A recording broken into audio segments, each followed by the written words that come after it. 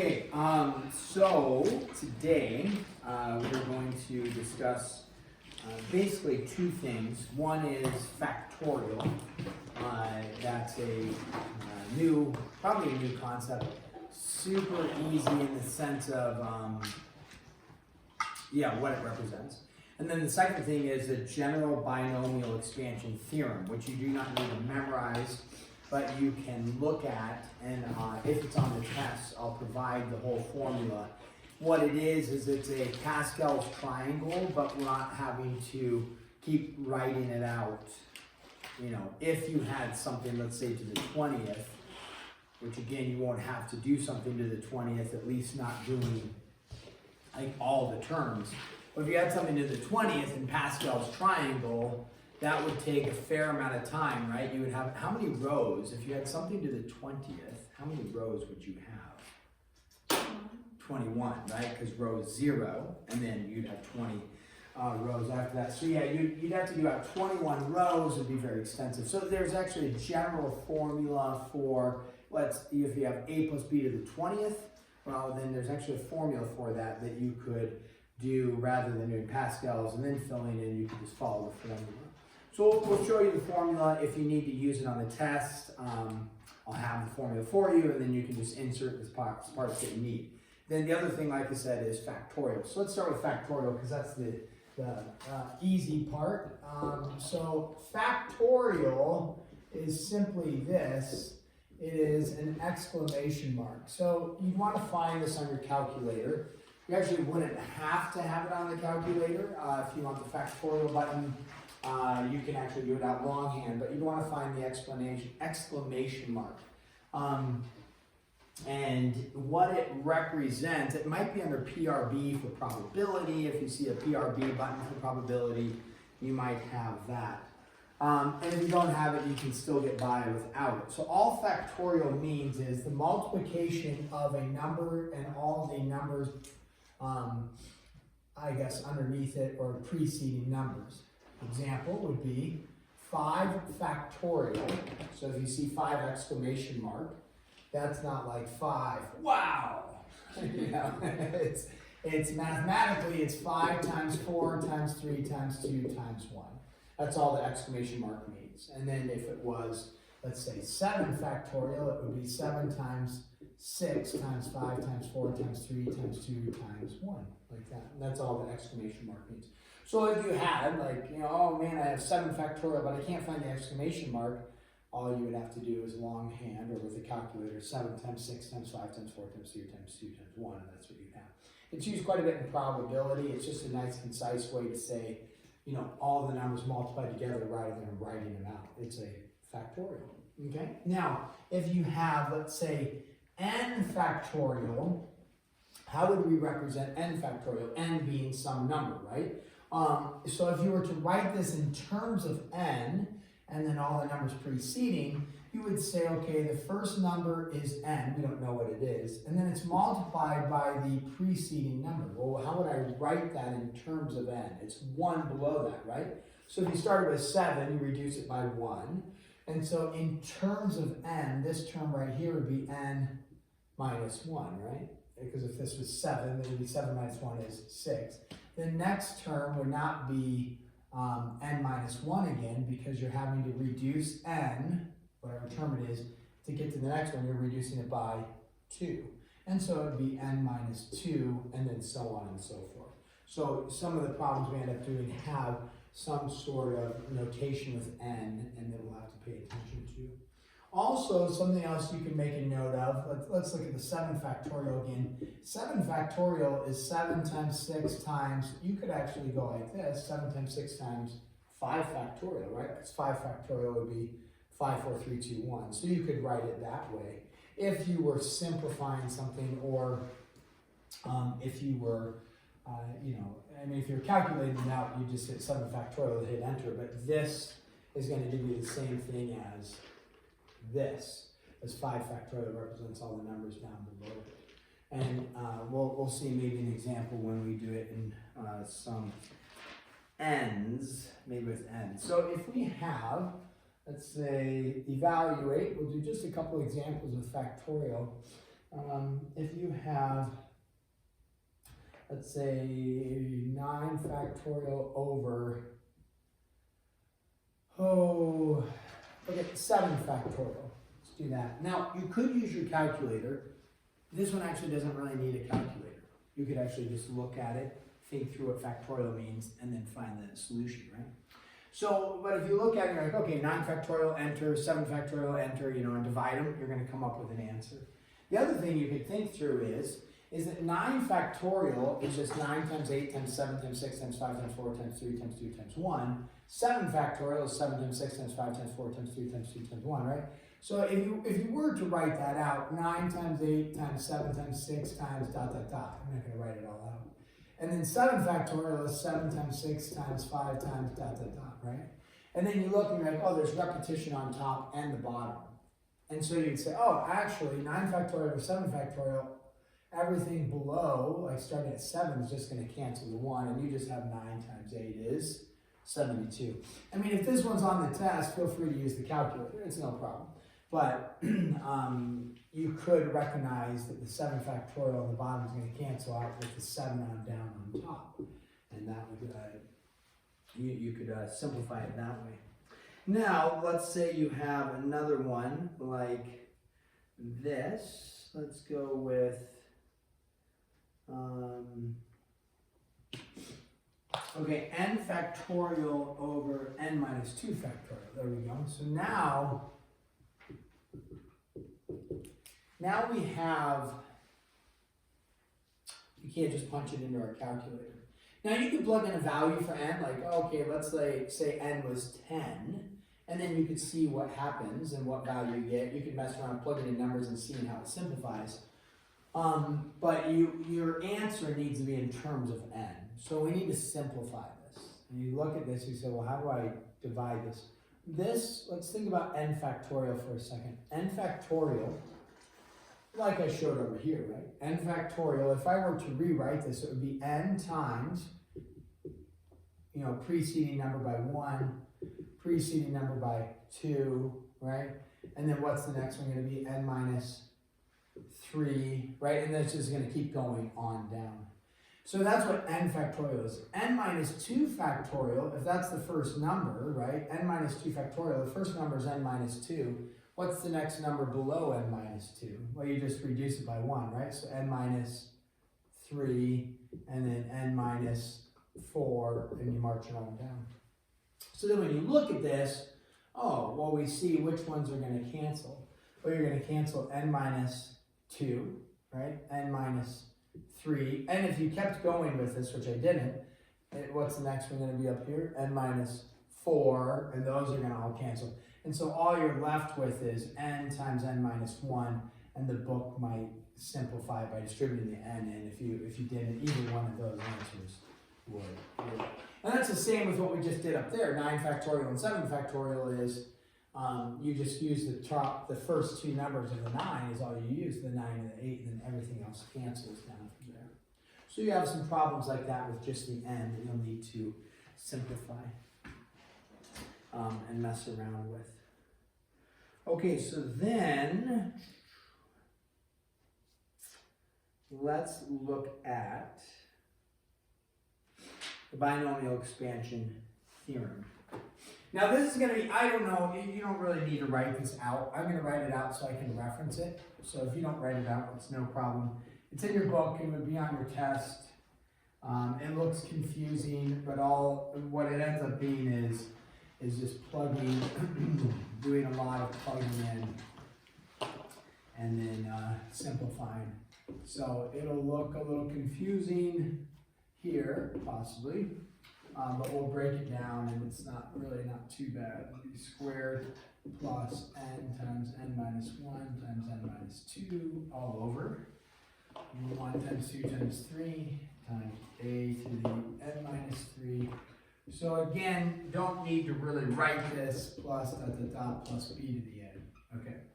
Now that's the original. I'll explain it. Looks a little confusing. Then they simplify it down to be a to the n plus, and then they just say actually n factorial over n minus 1 factorial, 1 factorial, excuse me, a to the n minus 1b plus n factorial over n minus 2 factorial, 2 factorial, a to the n minus 2b squared plus n factorial over n minus 3 factorial, 3 factorial plus, no, I'm sorry, it's going to be a to the n minus 3, b to the n, like that, b to the third, I'm sorry, plus, I'll take that, plus b to the n. Okay, now, what this is,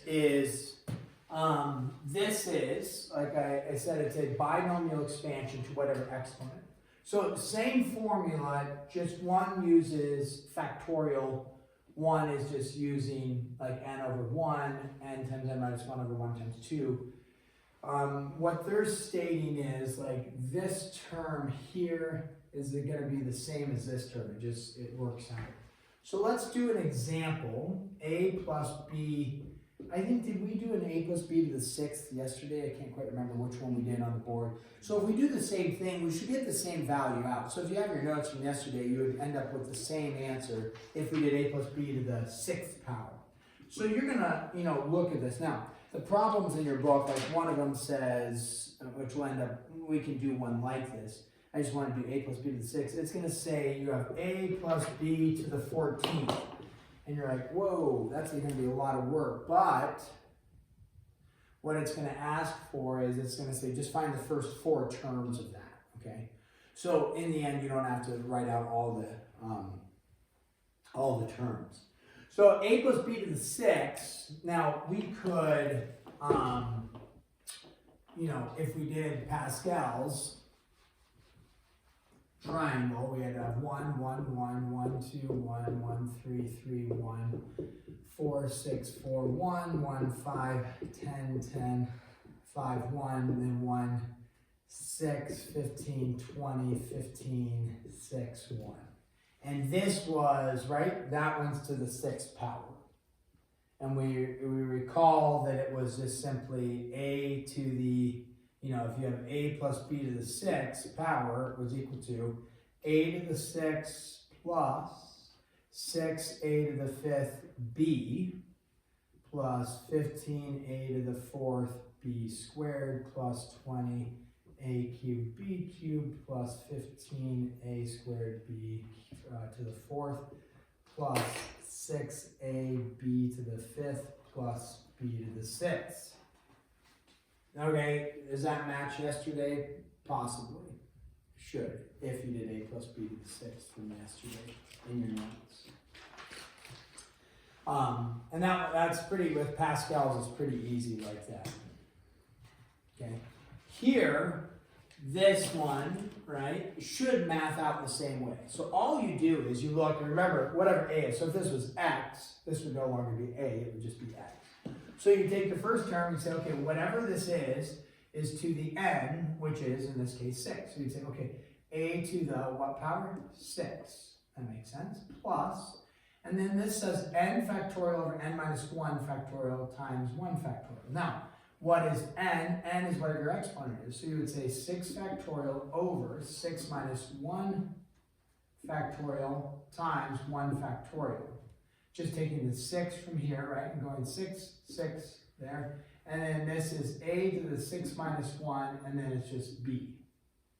Now, that looks a little complicated, but with a little bit of, you can do your calculator if you wanted to, or thinking through this. A simplification of this would be, this is just for your second term, 6 factorial, 6 minus 1 factorial, let me do that over here, 6 factorial over 6 minus 1 is 5 factorial times 1 factorial.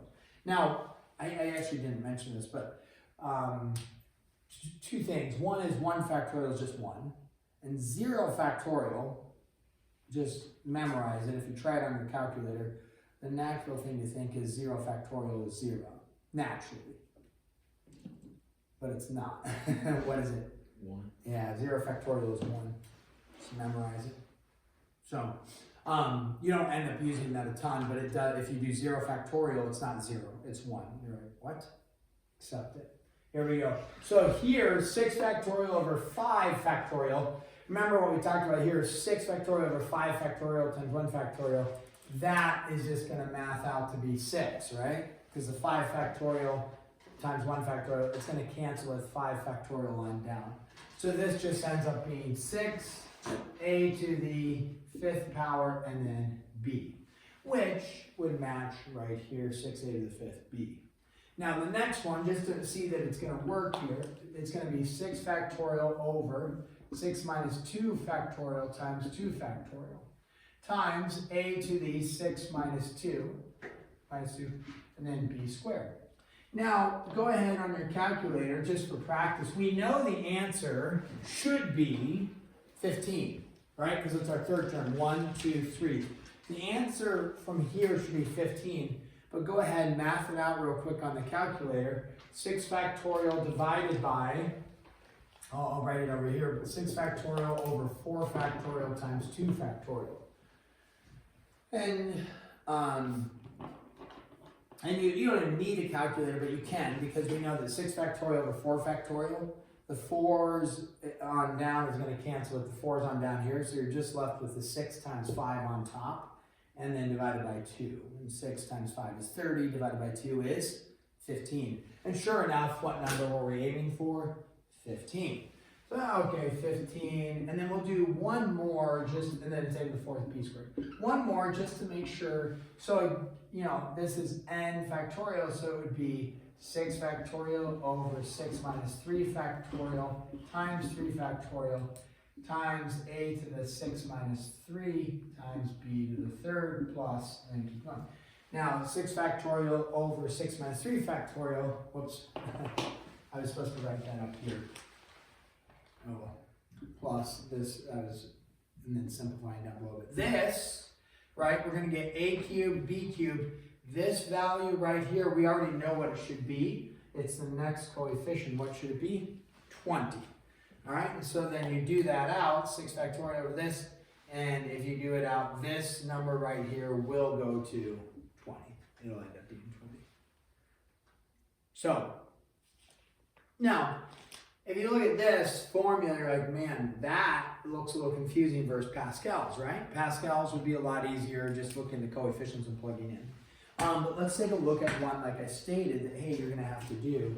So what if I just said a plus b to the 14th? Okay.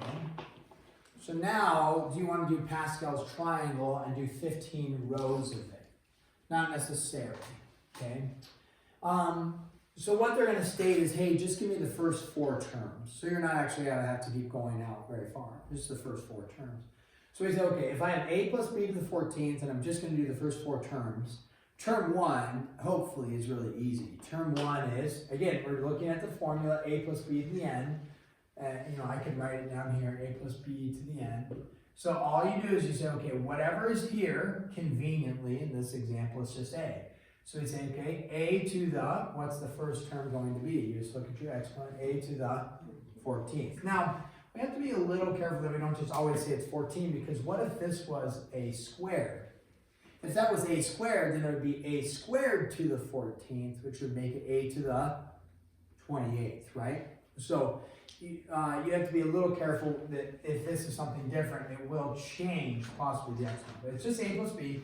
So a plus b to the 14th plus, hopefully we look and we say, okay, a and b, since that's all we have don't have a to the 2nd, and we don't have b to the 3rd or something on the inside, it's just a and b. We take our a's, and the exponents are going to march down, right, on the a's. A to the 14th, what's the next a term going to be? A to the, if it was 14 here, what's the next one going to be? 13. It was b to the 0, we just didn't write it, so what's the next one going to be?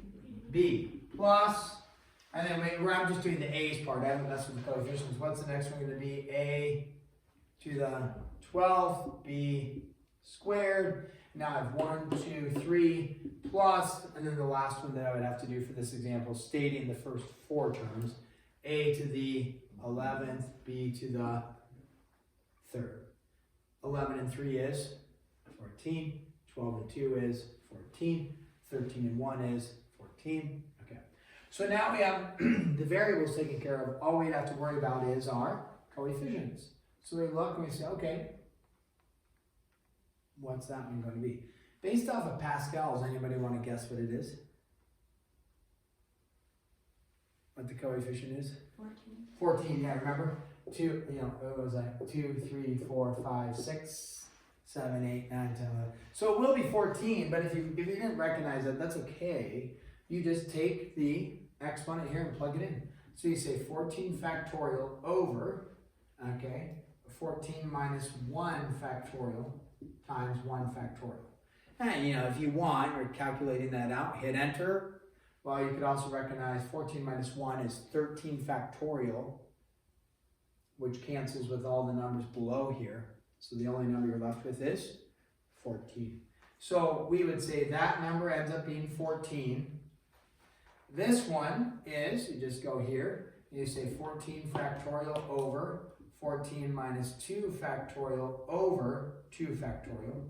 Again, you could probably do a little bit of like math without even a calculator. But if you need a calculator, no problem. Go ahead and do this one out. What does this one end up being? And then do this one out up here. The next one, you're just going to plug in. Go ahead and find the last coefficient. So I'm going to write out our variables. You're going to find the coefficients, confirm with each other what you got so that we can get the correct value here. A to the 12th plus b squared plus, and then do the last coefficient as well. A to the 11th b cubed. I need these next two coefficients.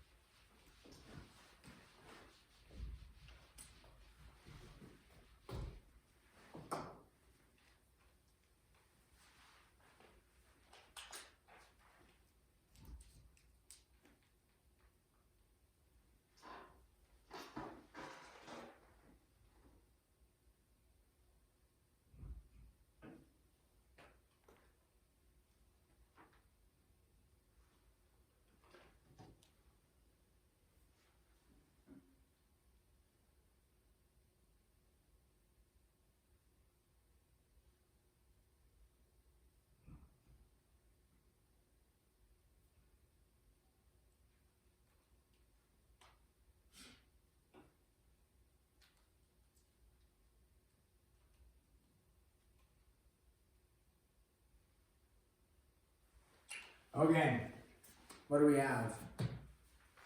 What do we get for this one? 91, okay? Just doing the math out. And then here I didn't write it because I wanted to do one step. You still stay with 14 factorial on top, and then it's what? 14 minus, you just keep marching the numbers up in this case. 14 minus 3, right? Factorial, and then times 2 factorial. I'm sorry, not 2 factorial, 3 factorial. What's the coefficient here? 364. 364, right? Okay. And so then it's getting bigger, which makes sense. Okay. And then that would be it. Now, I want to do one like that. If this was, let me give you a little tip here. Let's say, okay, we did that with a plus b. Well, what if this was, x minus 2y, to the 14th? Well, what you could do is you could just think of it as a plus b, do it all out like that, right? You have all that, and then all you do is instead of a, you would just plug in x. So, okay, this becomes x to the 14th, easy. This becomes x to the 13th, easy. This one becomes x to the 12th, easy. This one becomes x to the 11th, done. The negative 2y becomes a little bit trickier only because we actually have to do a little bit of math and multiplication and pay attention to the negative. But, excuse me, instead of b, which we have there, pay attention to the sign, what are you going to plug in? Negative 2y. So then you say, okay, this is now, instead of b, this is now negative 2y, and then the 14 there, right? And you say, okay, what's 14 times a negative 2? Negative 28. And then this just changes to a negative 28 x to the 13th y. And then this was, instead of b, it would be a negative 2y squared, which would be a positive 4y squared. And then positive 4 times 91, you do the math, and then you just simplify from there. So it looks a little more complicated, but it's just plugging in, doing a little bit of work, and then changing those. Okay, the last thing we have is the, which one do I want to do? Okay, there's the k plus first term. It sounds a little confusing. Of a plus b to the n. So this is n factorial over n minus k factorial, and then we have a to the n minus k. Looks confusing, but I'll explain. This little formula right here actually matches, like if you look over and you say, okay, there's k's involved now, but okay, it looks like the same thing going on basically right here, right? Except it has a k involved, but it's something factorial over n minus k factorial, and n minus k, b to the k. What this would be useful for is, in your mind, probably nothing. As you progress in mathematics or something, it would be useful for finding terms. For our purpose, the thing that you might be asked is, find the 8th term of a plus b to the whatever 20th.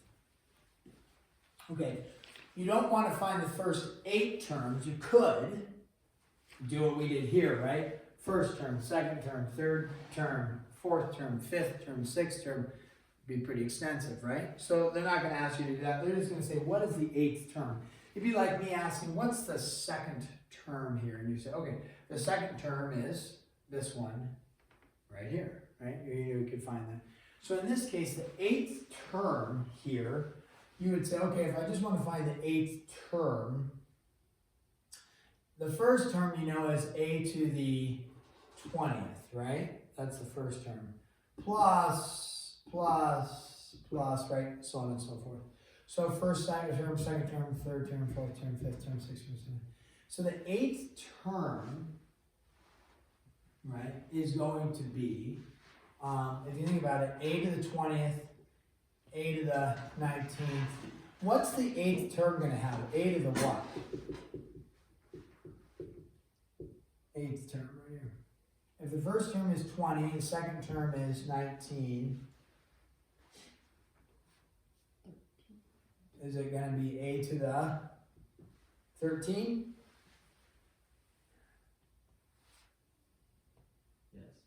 Yes? So a to the 13, and you're counting, right? It's okay. We say 20, 19, 18, 17, 16, 15, 14, and 13, right? Because a to the, and you say, well, wait a second, 20 minus 8 is 12, right? But we talked about this, I can't remember, I think in the sequences it's like the +1 principle. We discussed that. So a to the 13th, b to the, what do we know b has to be? B to the 7th, right? Okay. So when you have this then, this part stays the same, right? This is going to be 20 factorial over, okay, over n minus what? Okay, so for k, is k going to be, if you think about it, you had n minus k, so if you plug in 8, we realize that's not what you're actually plugging in, right? You would be plugging in, if you n minus 20 minus 7. So, because the first term is really 20 minus 0 is like our first term. And then 20 minus 1 is our second term. So really for the 8th term, we're plugging in n minus, not 8, but n minus 7. As the first term, we don't write it here, but would have been on the bottom, n minus 0, then n minus 1, n minus 2. So when we write n minus 7, that's actually your 8th term, even though it's a 7 there, because of n minus 0 is your first term. And so n minus 7, which n is not n, it's going to be 20 minus 7 times k factorial, which is 7 factorial, like that. And there you would have your 8th term. So if you remember that, that's why it's called the k plus first term, is this would actually be like a 7 plus 1, meaning 8. So if you wanted to find your 10th term, it would be 9 plus 1 to be your 10th term. Okay? So that's that. Again, on the test, I'll let you know tomorrow if I'll put one on the test.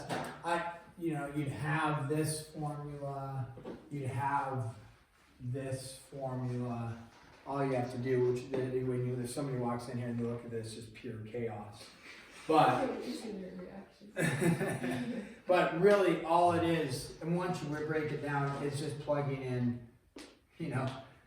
plugging in the numbers and going from there. So it's not that difficult once you have the formula, and then hitting enter on your calculator. Okay, so we'll pause there. I'm gonna grade you guys as MCAs hopefully right now and get those